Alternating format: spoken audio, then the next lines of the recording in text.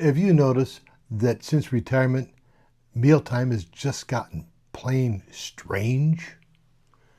Retirement was supposed to bring peace, clarity, and maybe even joy. But you know what it brings pretty often? Weird meals, awkward dinners, passive aggressive tofu. Suddenly, dinner's not just dinner, it's a silent referendum on identity, values, and who really runs the air fryer. Let's talk about why food gets weird after retirement, especially when you're like me. I'm married, vegetarian adjacent, and I still dream about a thick ribeye. Back in the day when the whole family was still living in the house, dinner was easy. Everyone came to the table, you dish it up, and if the kids didn't like it, they had a choice. They could eat what was served or wait until breakfast.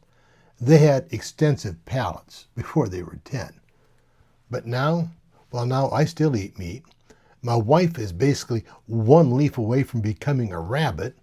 And when I make dinner for both of us, she politely declines. When she makes a lovely roast cauliflower thing, well, I go into the corner and start Googling to see if adding sirloin tips or buffalo chicken to a salad is still considered healthy. She eats at 8. I eat at 6. I'm hungry again by 10, and she's already asleep, dreaming of lentils. When the kids come home today, it goes from quirky to logistically insane. My daughter is now a full-on vegetarian, and by the way, she's the one who converted my wife. It was a meatless clue, sudden, strategic, and no going back since. My son, now he shows up with his girlfriend, and they beg me to make one of my specialty, flank steak, medium rare, with that marinade that I'm not allowed to write down. So now, when the whole family gathers, it's not one meal, it's a culinary United Nations. We need a separate table just for the food. One side has quinoa, tofu, tempura, microgreens. And the other side has got beef, butter, and probably more than a little guilt. Here's the thing. Dinner got weird, not just because of dietary choices, but because retirement changes everything. Who we are, what we value, how we show up. And suddenly mealtime has become a mirror. You're sitting across from your partner going, who are you now? And they're looking back like, why do you keep eating like a lumberjack in a forest fire? So let's call it what it is. Retirement dinner is not just food. It's identity served hot with a side of judgment. But here's how to keep the peace and the laughter. Never assume your partner wants a bite. That's number one. Even if you've made it for 2, they probably don't, and that's okay. Declare neutral zones. Taco night is safer than steak versus Satan, the final showdown. Remember and embrace the absurdity. You're not failing, you're evolving together.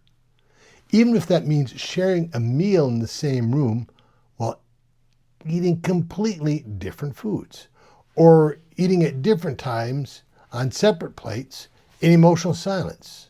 Romantic, isn't it? Retirement didn't break the dinner table. It just invited everyone to show up as who they really are. Messing, evolving, but still hungry.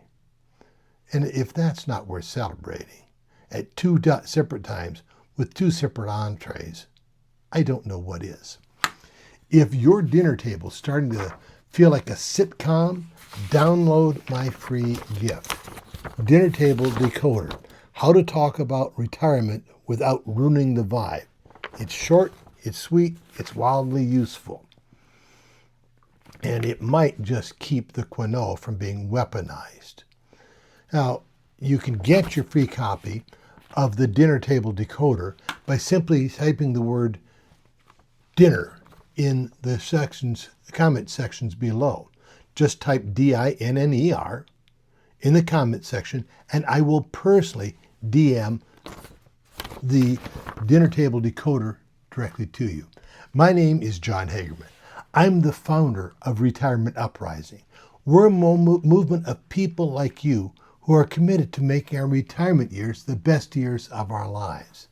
If you enjoyed this video, give us a like or subscribe to the Retirement Uprising channel. We'd love to have you. And just remember, love may be patient, love may be kind, but love does not mean pretending cauliflower steak is real or the other way around.